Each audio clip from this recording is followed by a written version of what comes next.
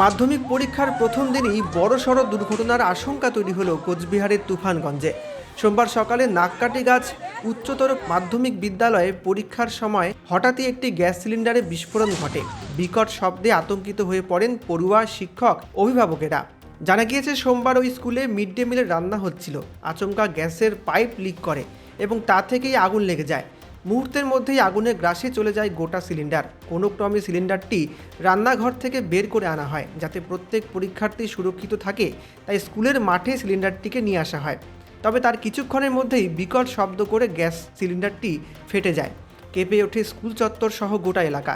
স্কুলের বাইরে অপেক্ষারত অভিভাবকেরা ছুটে আসেন। কিছুক্ষণের মধ্যে শিক্ষকদের আশ্বাসে স্কুল পড়ুয়ারা শান্ত হয় এবং আবার পরীক্ষা শুরু হয়।